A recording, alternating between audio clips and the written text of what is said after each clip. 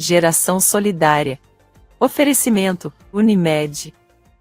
Olá, entra no ar o programa Geração Solidária, toda quarta-feira, encontro marcado, 20h30, aqui na TV Candidez. Você é meu convidado especial. No programa de hoje está muito legal. Nós temos os nossos convidados, tanto no estúdio aqui da TV, como temos matérias externas. Você vai acompanhar com a gente no programa de hoje, tá bom? Você não pode perder, estamos voltando já já.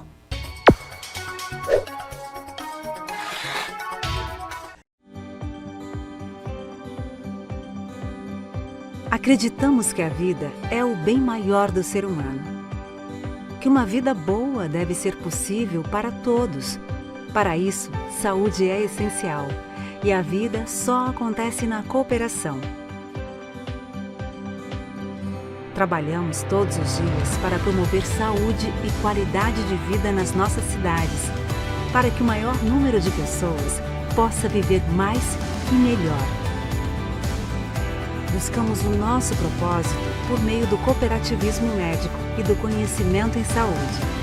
Nosso jeito de cuidar valoriza o trabalho médico. Somos movidos pelas pessoas. Elas estão no centro do nosso negócio. E para cuidar delas, precisamos ter sustentabilidade e uma atuação pautada em conhecimento. Analisamos o todo para nos entender como parte em cada local onde estamos presentes. E a inovação nos permite evoluir com a agilidade das mudanças. Em cada ação, cada negócio e em todos os nossos relacionamentos, valorizamos a integridade, o respeito, a solidariedade e o espírito cooperativista. Essa é a nossa essência. Aqui tem presença. E ser presença é cuidar. Aqui tem Unimed.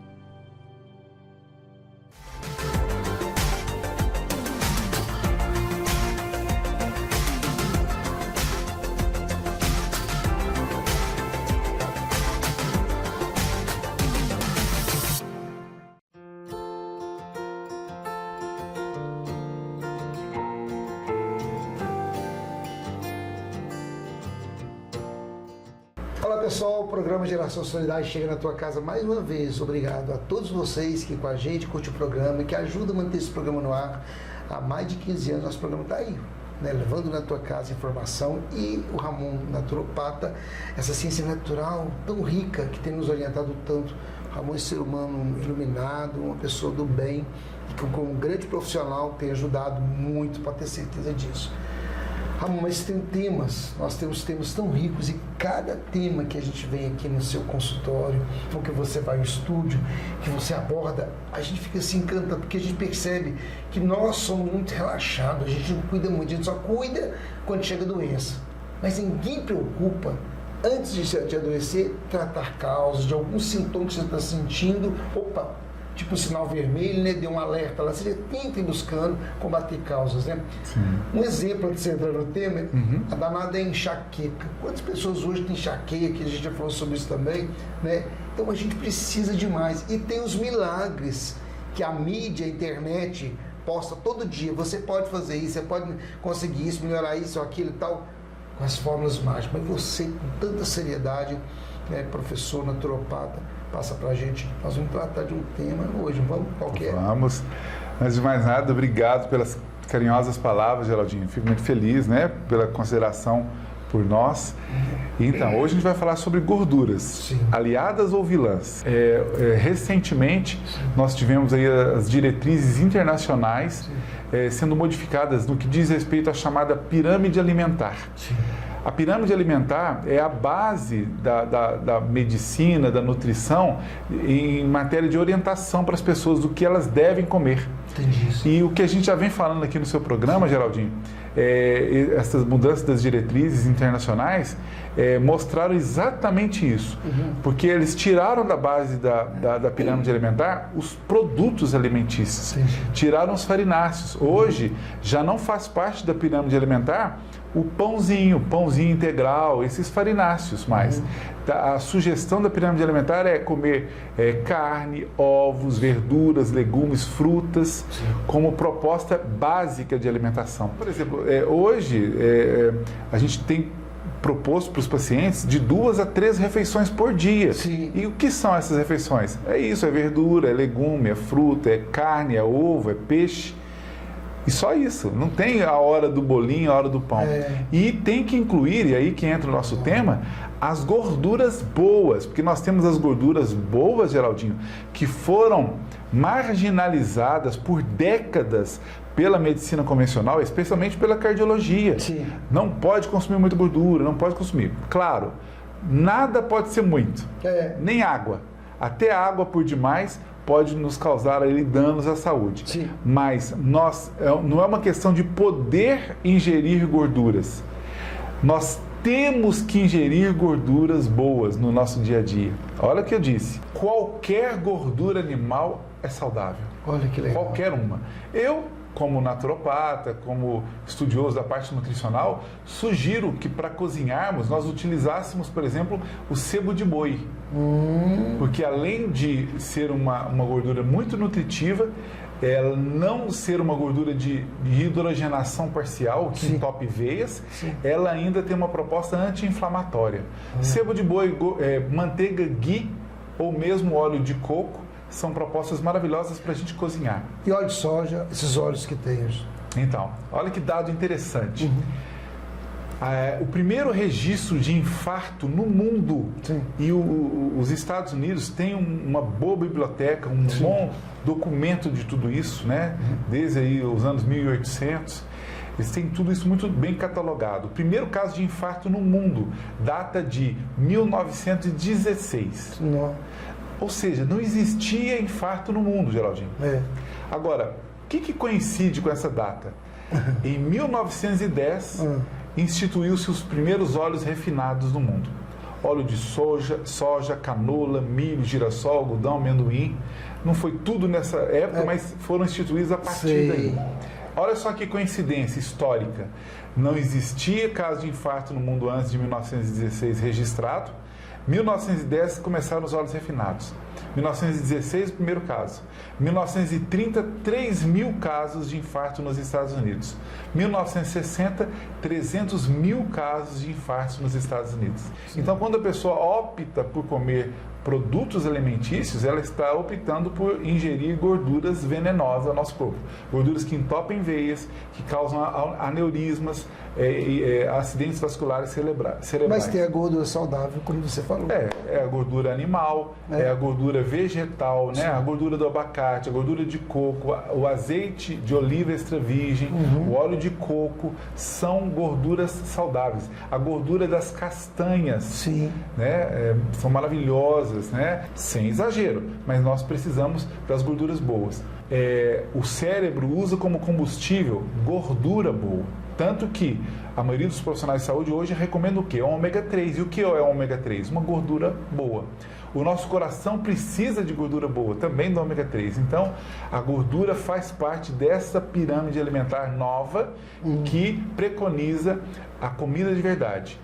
Proteína animal, gorduras e vegetais. Entra lá nas dicas que o Ramon deixa pra gente, porque vale a pena, gente. E toda vez que eu tava com saudade, fiquei, né, no mês de janeiro, nós ficamos só com reprise, viu, Ramon? Aí voltar, conversar com você, a gente volta a repensar como que a gente está também. A gente tem que repensar as atitudes da gente em relação ao nosso corpo, que é um santuário sagrado. Obrigado, Ramon. Obrigado. Obrigado também. Por mais esse momento, tá bom? Eu te agradeço muito também. Tá bom. Pessoal, não sai daí que estão voltando já. E outra coisa, continue participando do programa, mandando sugestões, mensagens, que a gente vai passar para os nossos entrevistados, tá joia? Fiquem com Deus, até o próximo programa com o Ramon, mas daqui a pouquinho tem outro quadro chegando. Nutrigil Agropecuária. Somos apaixonados pelos animais. Somos referência no comércio de produtos agropecuários e produtos para o seu pet. Nossa clínica veterinária conta com profissionais altamente qualificados. Temos a mais completa farmácia veterinária de Divinópolis e região. Aqui você encontra também produtos para jardinagem. Contrate nosso Táxi Dog e levamos seu pet em veículo fechado, com total segurança. Ligue 3221 3200.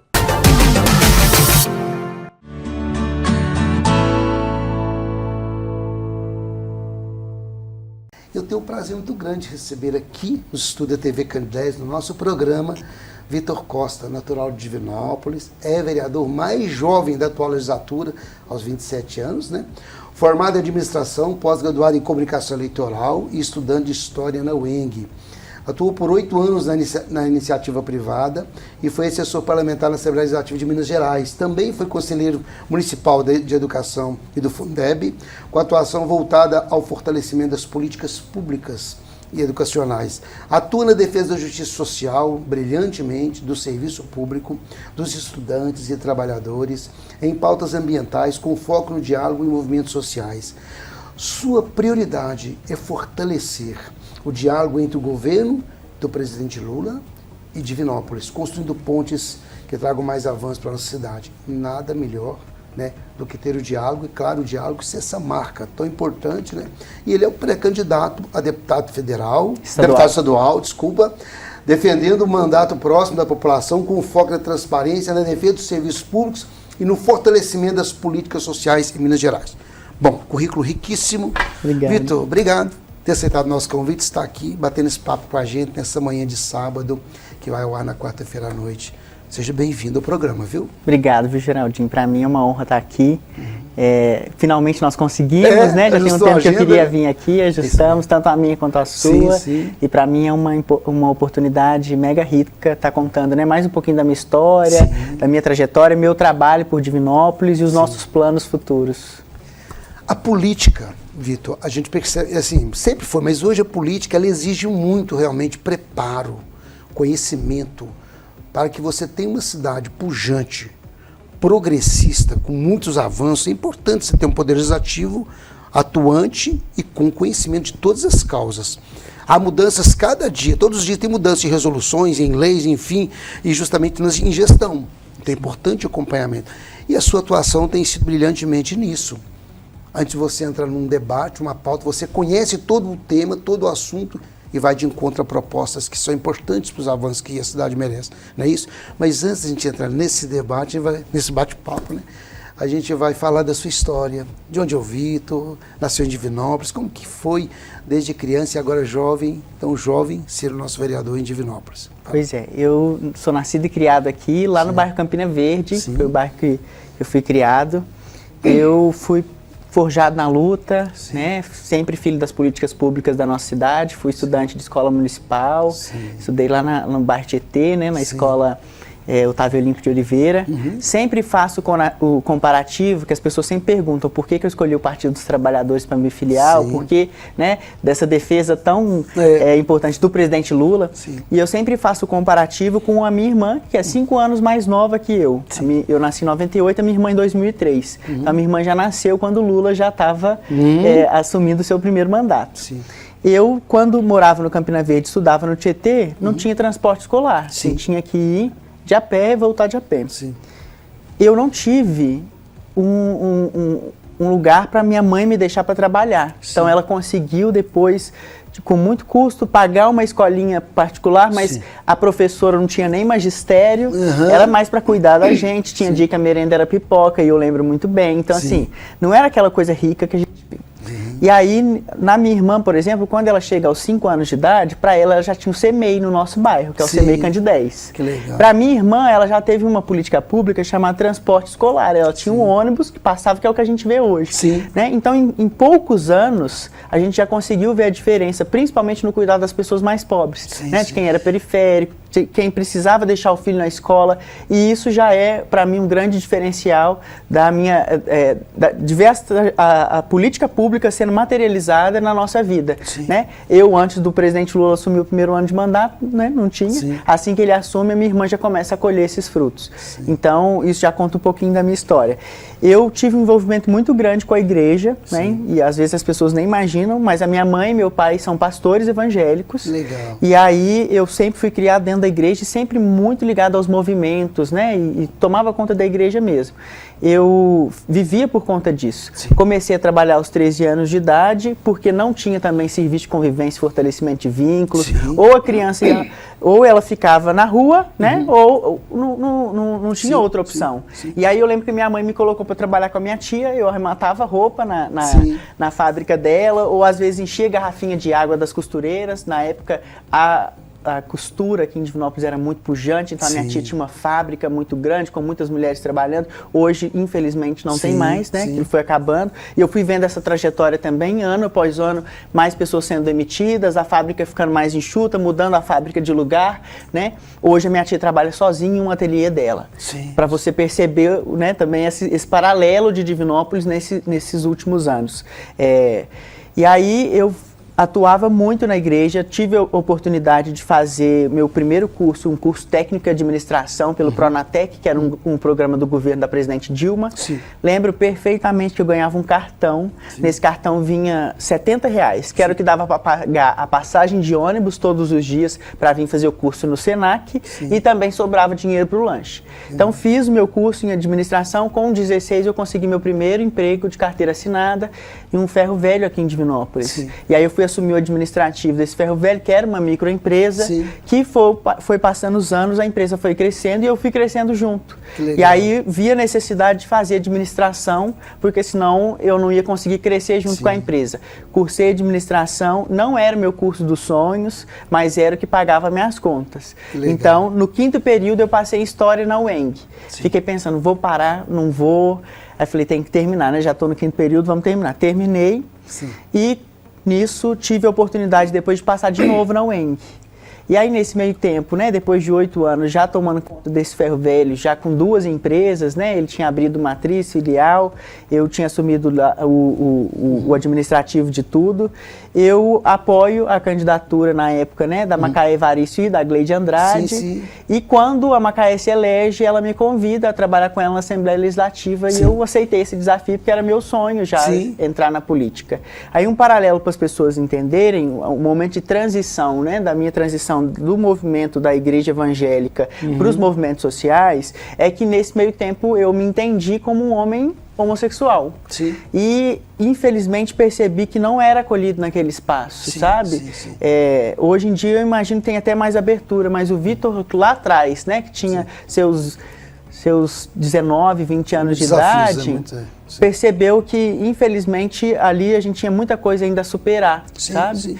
Para ser acolhido mesmo nesse ambiente. E aí fiquei um tempo sem sentido de vida mesmo, assim, sabe? E aí eu encontrei na política a oportunidade de também dar sentido àquilo, de fazer o que eu tinha como propósito, sabe, na política partidária. E aí foi quando eu comecei a entrar para o PT, militar, né, assumi primeiro aqui em Divinópolis, na época o Manuel Cordeiro era o nosso presidente, e eu assumi a secretaria LGBT, entrei para o movimento LGBT organizado da cidade, junto com o Zé Marcelo, nós fomos organizar a parada, e aí eu fui contar um pouco da minha história de vida, sabe, tudo que eu passei, e aí foi indo um caminho, assim, eu lembro de estar na primeira parada em cima do palco e o presidente do Movimento Negro, o Adjani, fala assim, que nós precisamos de um vereador. E você pode ser essa pessoa. Com então certeza. Foi assim, as pessoas foram reconhecendo, né, essa pessoa em mim, né, uma pessoa que podia ser um porta-voz. E aí vim trabalhando até lançar, né, a minha candidatura e de primeira vez consegui ser eleito. Tive 2.439 votos pelo Partido dos Trabalhadores, que para mim eu falo para as pessoas que o voto do PT aqui na nossa cidade tem que valer pelo menos dobrado, sabe? Porque nós ficamos 12 anos sem ter representação do PT dentro da Câmara e conseguimos retornar com o meu nome, pela federação com 3 cadeiras e eu puxando ainda, né, na dianteira. Então, para mim, foi uma grata oportunidade que o povo divinopolitano me deu. E agora, depois de tudo isso, cuidar dos estudantes, dos trabalhadores municipais, nós vamos ver, dos trabalhadores do Estado, você se lança pré-candidato a deputado estadual. É um jovem, né? Tão jovem vereador, mais jovem da Câmara, mas com tantas ideias, com tantos valores que vai nos ajudar a mostrar realmente de fato que Divinópolis, qual que é o seu espaço que ela merece, né?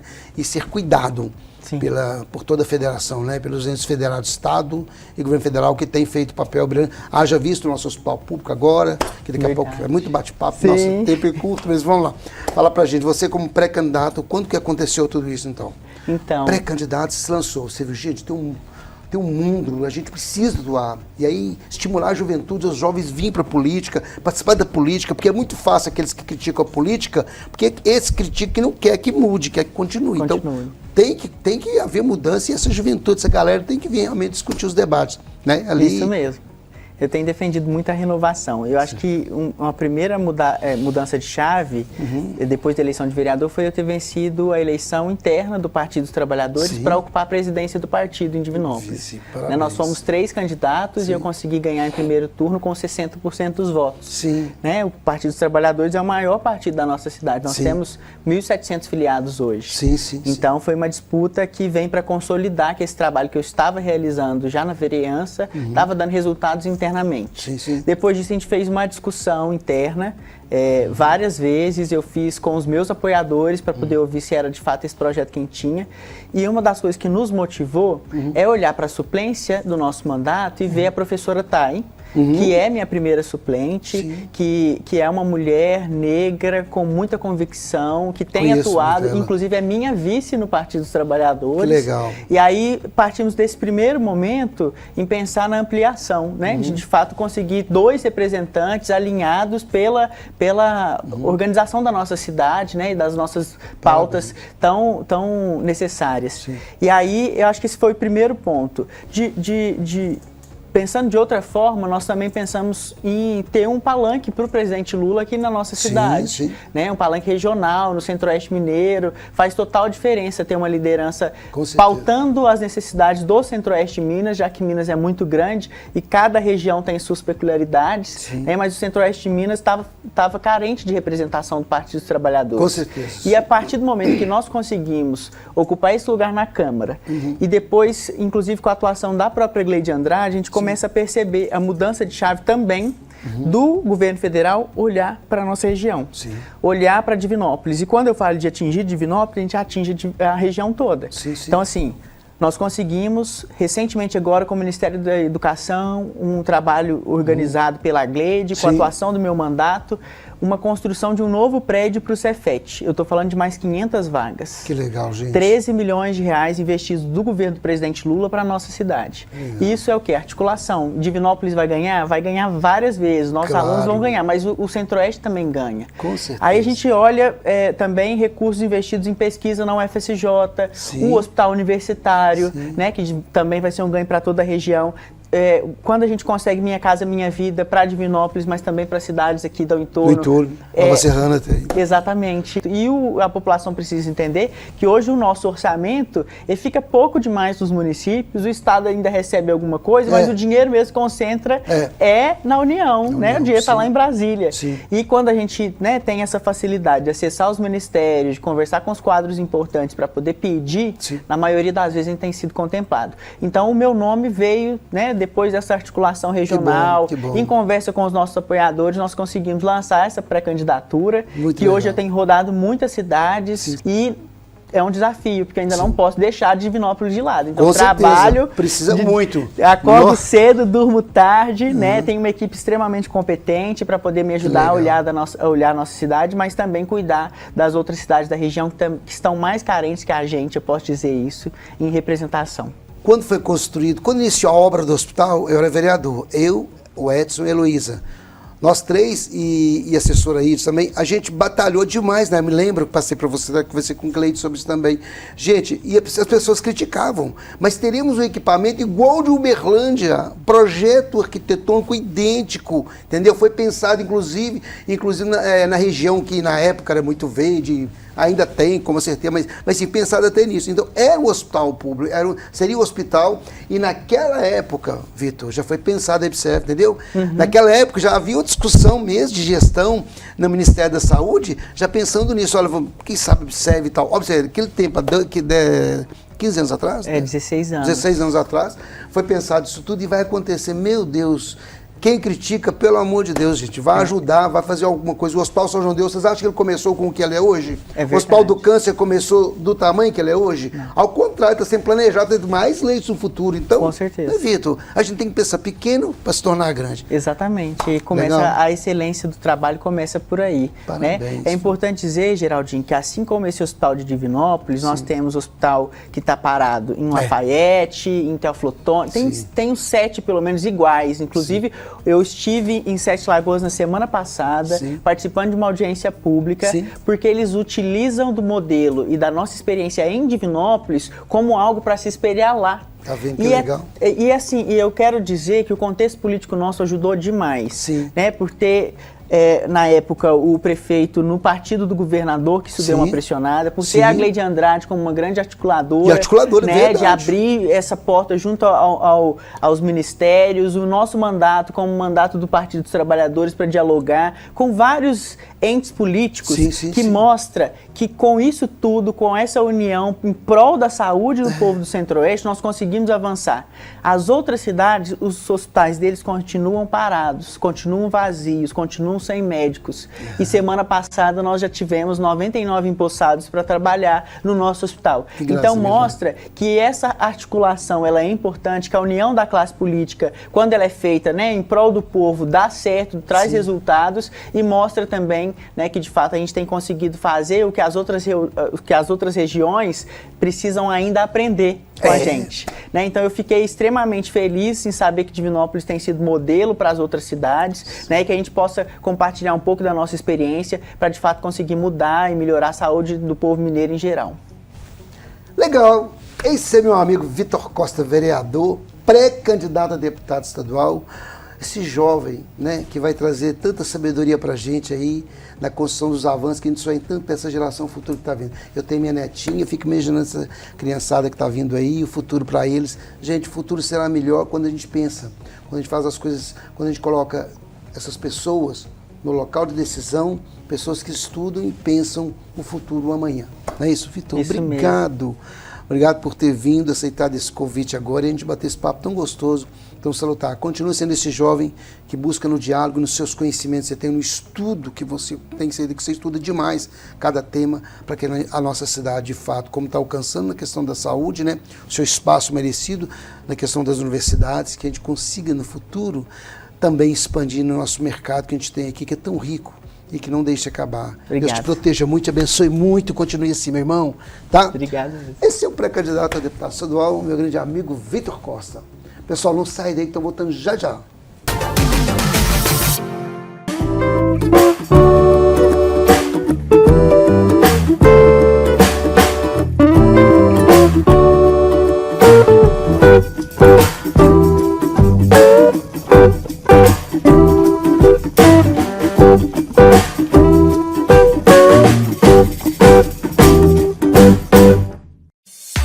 O Instituto Embeleze está presente em todo o Brasil e em 20 anos já formou mais de 2 milhões de profissionais. Com os melhores especialistas e a melhor metodologia, você se profissionaliza e transforma a sua vida.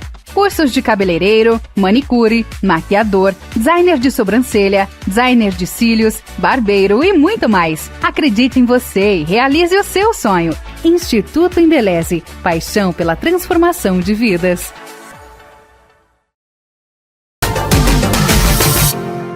Que pena, o programa Geração Solidária chegou ao final, mas espero que você tenha gostado. Compartilhe essa onda do bem, que é o Geração Solidária. Acesse lá as redes sociais nossas, né? Geração Solidária TV, e divulgue essa onda do bem, que é o Geração Solidária. Toda quarta, encontro marcado, 8h30, TV Candidez, da noite, claro, e domingo, 10h30 da manhã, tem reprise do programa.